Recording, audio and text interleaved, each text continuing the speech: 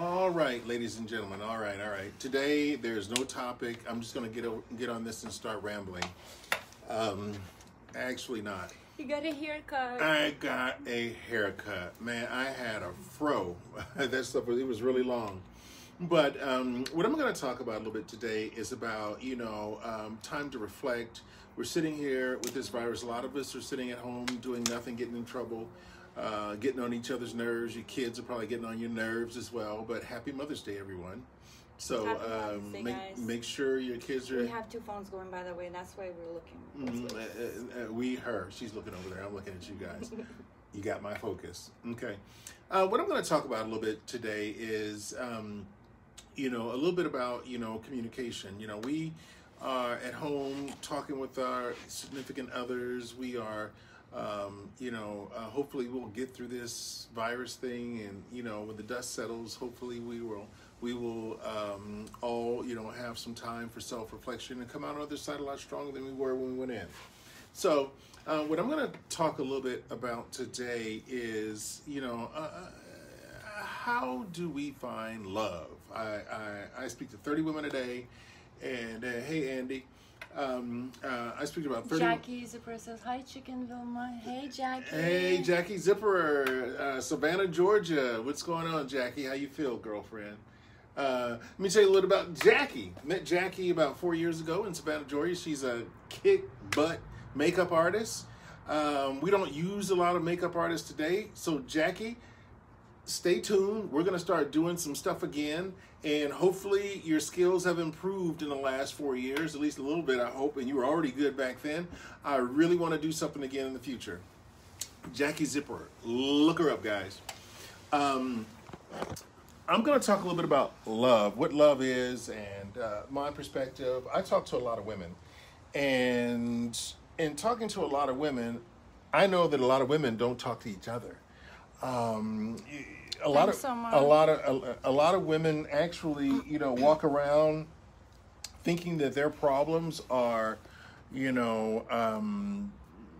alone in the world with their problems, but they don't realize sometimes how often someone else actually has the same issues as they do, but they don't talk. The reason they don't talk because they don't want to bore people. They don't want to, seem like a nuisance. So they keep it to themselves and try to be strong. But what that does is it hides that pain, and speech is nothing more than a translation of emotions and words. And if you keep that built up inside of you, it comes out in ugly ways. So, look at somebody, today. Call your mom up, talk to your mom, ask your mom, hey mom, happy Mother's Day, mom. I was in this situation. Don't be afraid to talk to her. Mom, I'm in this situation. Help me out. And 9 chances out of 10, your mom was there and can give you some great advice. But what I do for a living is, I talk to women. I shoot a little bit backwards from everyone else. I look for an emotion in an individual, because I can line 10 women up and they will have 10 different versions of what life is for them. Next Thursday at 12 Pacific time, I'm going to have about 12 women from around the world, and we're going to touch on this subject of women and what they want. And throughout my 37 years in the business, what I found out that women, what they want, they just want to be heard and they want to be respected. End of story. There's no huge conversation necessary from that point forward. They just want to be loved and respected, and when they speak, they want actions to take place in, what was just said. I have a lot of women who call me up and talk to me, and they were like, okay, I know this guy, and he told me that he was single. He said that, he cares for me, and he never picks up the phone. He never talks to them. And she calls him up and asks him, well, how come you're not calling me? You told me you were going to call me. If you are in this situation, try your best to do this. Think about who you are. Think about what you deserve. Close your eyes. Erase that guy from your mind just for a second. Think about what's good for you. What you know, what you need. And when you wake up from that thought process, take a look and assess and try the best of, you know, to the best of your knowledge to create a path for you to receive what you just asked for. That's what Facebook, she said, don't ramble too much. That's what Facebook Live is for. You always tell me to cut it off. Okay. Because I ramble. Okay.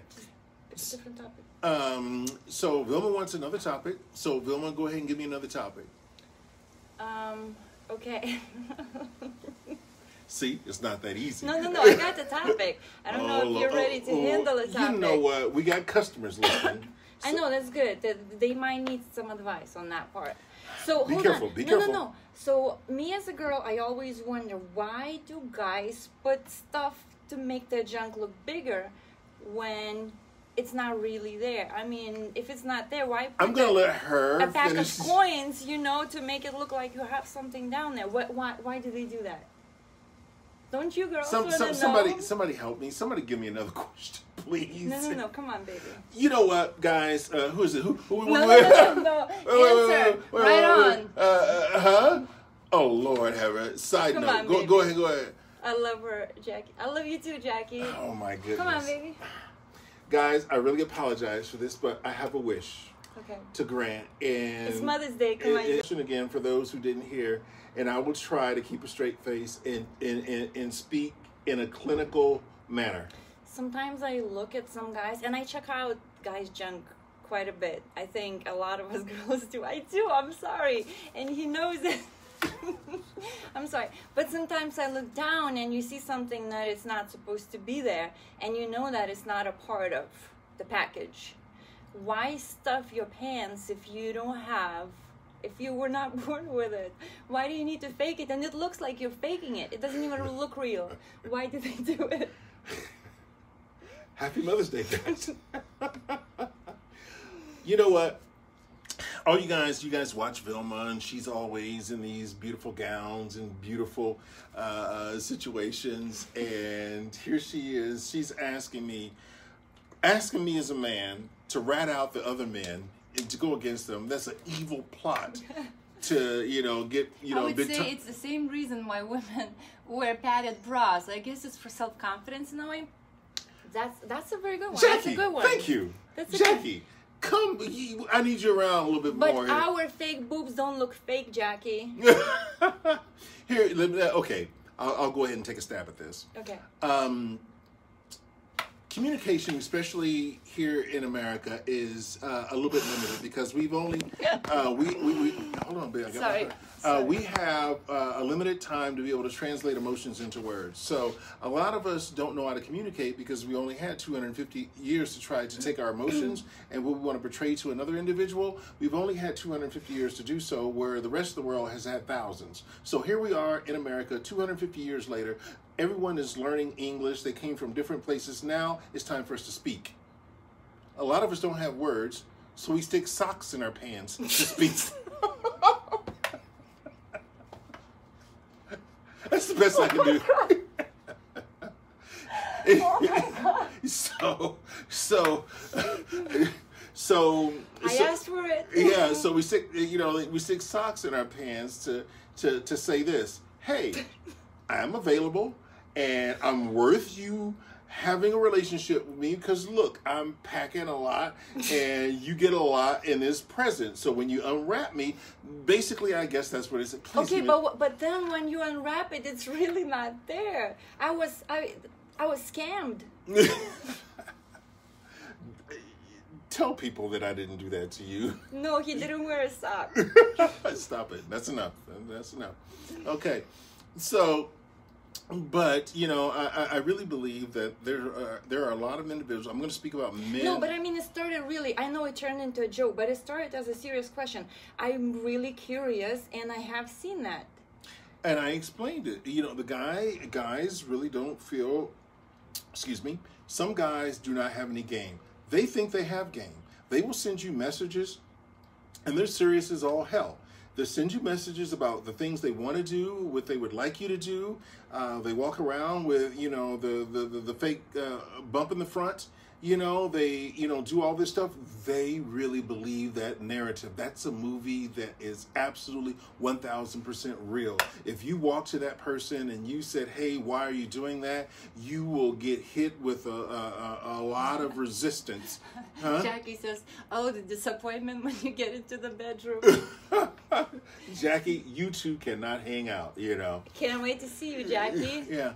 But I really believe that it's a lack of confidence. You know, anytime an individual starts off with, you know, I got this, I got a big car, I got a big house, I got a big this, I got a big that, you know, usually that's that individual trying to convince himself that, you know, he is worthy. He's not even talking to you. He's talking to himself, you know. Because he doesn't believe it himself. Because he doesn't even believe it, you know, himself. So, believe himself. Mm-hmm. Yeah. Let me go ahead and, yeah. So that's it. Get another topic up. You know, this is Mother's Day. You know, I want to have a conversation. You guys, you know, hey, ask Dr. Chuck. You know, send me a question. You know, so you got another one? You too, guys. Send Chucky a question. Another question, another topic. Somebody send me a topic. Yes, I have a topic. Go ahead. When I came to you and I went into opioid withdrawals on day 2 4 years ago, why did you not send me home? Wow. Repeat that again loud so people can hear you. Get a little bit closer and louder. When I came to you 4 years ago and I went into opioid withdrawals on day 2, why did you not send me home? We met about 4 years ago. Vilma came to me with a one-way ticket. I had no idea. I thought she... You know what? I didn't think. You know, an individual coming to me, haven't seen her in person, been on the phone talking for approximately 30 days, and she's getting a one-way ticket and coming to me. And when I asked her, when are you going home? She said, I don't know, we'll see. So when she got there, to make a long story short, 2 days after that, you know, she kind of let me know that her medication was about to run out and she was going to go into opioid withdrawals. And she told me not to call the police or the paramedics. So day 2 came, 3 a.m., she said, call the paramedics, you know.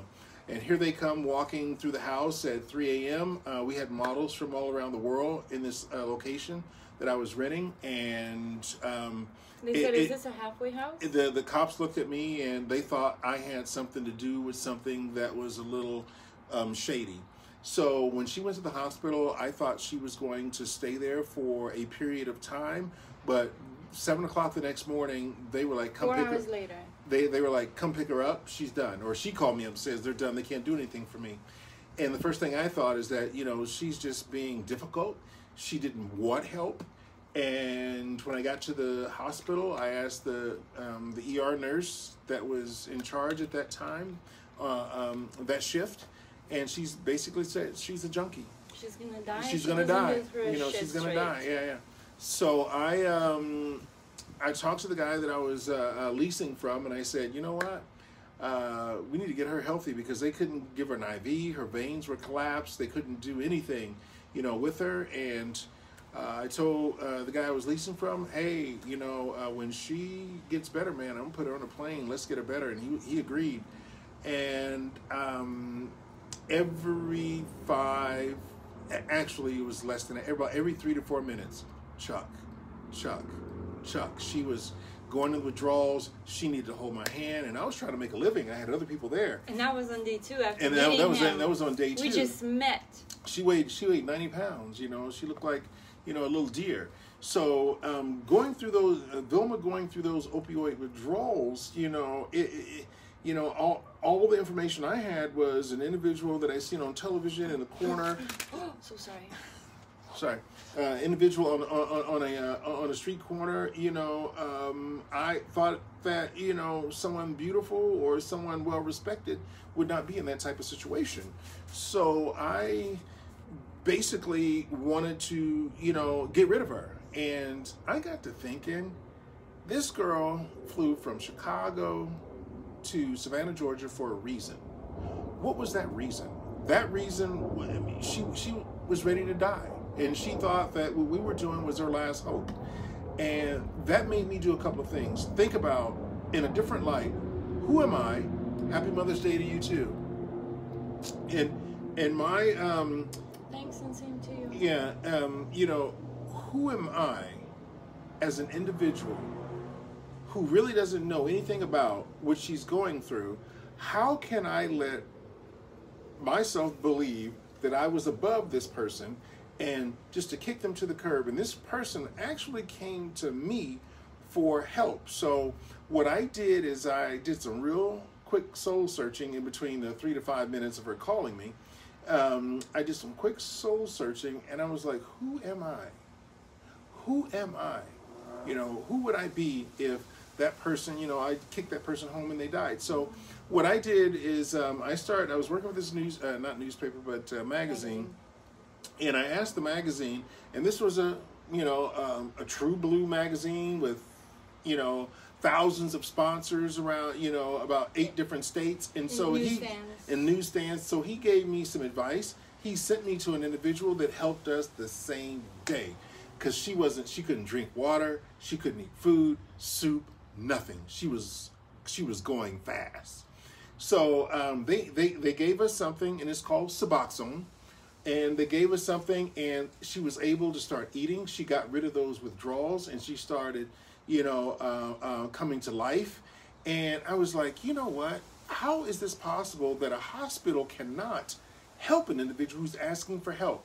So I started researching myself, going around to different clinics, and that's how we got our television show, Opioids and Dreams. 4 years clean, guys. 4 years clean.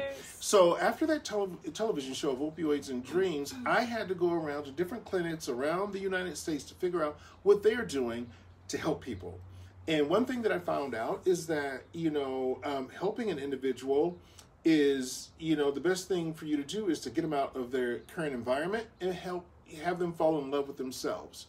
So during that process, the reason, getting back to our question, is why I stuck around and why I'm still here, didn't kick her out, is because my issue was probably greater than hers, because I did not have a substance abuse issue, but every addict was an addict prior to the substance.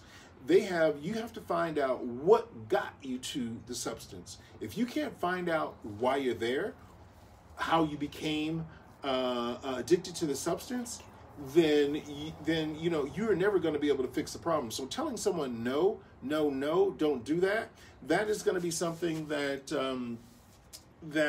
is not going to work. You have to find out a little bit prior to that, you know, happening. So, and going through this process, I found out that probably 85% of the women that are attracted to my photography have a substance abuse issue.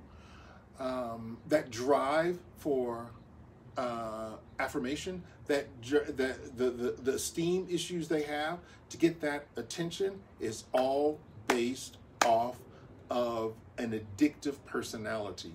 And I've been studying that for years. A lot of people will disagree with me, but I've been to too many clinics. I've seen this firsthand too many times. I live with an individual who has went through that situation, but still that addictive personality that was there prior to that is still there. She just handles it a different way, through Facebook, through modeling, through photography and pictures. That has taken, and the leggings, the attention and the leggings. The biggest high. All of that is something that gets in front of that, and she hasn't thought about it since, you know, and I can attest to that. So yes, Jackie, can you read Jackie's question? You're so incredibly strong, Vilma. Check, you're truly an amazing person for helping her through that. Thank you, Jackie. Jackie, I met Jackie about 5 years ago in Savannah, Georgia. That house that I was talking about, that's where Jackie Zipper used to come and do shoots with us together. She's an amazing makeup artist. She would come to the studio, go to the makeup room that we have there in the studio, and she would help us, you know, get things together. And you actually met Jackie, didn't you? Mm-hmm. Yeah, Jackie actually did. Yeah, I think you did Vilma's makeup once or twice. But yes, and it has been a beautiful journey. I've learned a lot about myself. I've learned a lot about empathy. I've learned a lot because I have low self-esteem myself. I guess you guys probably didn't know that. And the way that I overcome low self-esteem is to become knowledgeable in several different things. You guys will notice I do the leggings, I film, I edit, I, a photographer. I talk a lot to women. I have women's retreats. I do all of these things so I can feel proud of myself by helping people. And that's how I overcome my low self-esteem. That's how I get out of all situations, because there's not a person on planet Earth that I don't feel comfortable talking to. And it's all because I've actually found out who I was and, how I function. And this is how I take care of that. You're amazing too, Jackie. Yeah. So, got any questions over there? I don't know. Let me see. Mm-hmm. Somebody threw me a question. I feel like rambling. So take advantage of that. You guys are awesome. Dennis Madigan, what's going on? Wait. Oh, it's a lot. Okay. Nothing. No, there is. What have I just started listening to? LOL. Who is that? Paul Strauss. Paul. When we were talking about the stuffed things. I'm not going to get on that subject again. Then he goes, "Gotta get back to work." Mm-hmm. Okay. We talked about that. Let's go ahead and sit back down. Are we not done yet? No. Oh. So we still have about 9 people listening. So out of you 9 people listening, ask me any question. I've been there around the world. I'm not trying to brag, but I feel very comfortable talking about all types of subjects. There we go. Read that for me, please, really quick. I hate leaving pauses. I grew up with a father who was an alcoholic and a mother who was an addict as well, and I'm recovering also, so I can relate. So, Jackie, this is why we do this. Normally, Jackie Zipper is a beautiful person. She's beautiful the way she looks. She has a beautiful heart. She is a driving force in her family with her with her children and husband. And here she is, letting the world know that she grew up with abuse and alcohol and drugs in her family. And these are the things that make Vilma feel good, because she knows if that individual is airing that in public, that is the process of healing, because most people try to deal with those issues on their own. And they don't try to, let the rest of the world know. Most people believe if they hide things, that somehow it will go away. But speech is nothing more than a translation of an emotion. I'll say that again. Speech is nothing more than a translation of an emotion. When we were cavemen, if you believe that or not, but when we were cavemen out there, we threw rocks at each other. Then we said, you know what? These rocks hurt. There has to be another way to say, bring me that corn, or give me that. So I believe communication was, if I'm feeling bad or if I hurt, I need to be able to say, hey, my toe hurts. So why can't we say, my heart hurts, or I feel lonely, or what's wrong with you? And the person that receives that question should be able to say, well, I feel neglected. Right now, we don't speak because we think it's a weakness, and a lot of women have it, but men have it a lot worse, where men cannot really speak. They would rather go put a sock in their pants instead of speaking about what the true issue is. Guys, if you don't know what he's talking about, go back to the earlier video and you'll know where that came from. It came from Vilma. She's weird. That's an Eastern European thing. So if you are an individual that is hiding things, that means that people, that means you're sending out a false representative to the world. And if you're sending out a false representative to the world because you're afraid that, somebody's going to take advantage of you, you're actually creating what you're trying to prevent, because that wall puts you behind it. So therefore, people don't get to know who you are. So when people come to meet you, they get to know that false person. And when they get to know that false person, they like it, fall in love with it, do business with it, trying to build some kind of rapport, relationship with that false individual that has everything hidden on the other side of the wall. And then all of a sudden, that person who is hiding starts feeling lonely. Why does the world not understand me? What's going on? And, they start speaking up, later on, 6 months later, saying, well, that is not who I am. And the person says, well, this is who I met, but that's not really who I am. This is what I really want. That's when the confusion really starts in business and relationships and all over the place. So the definition of love is no fear.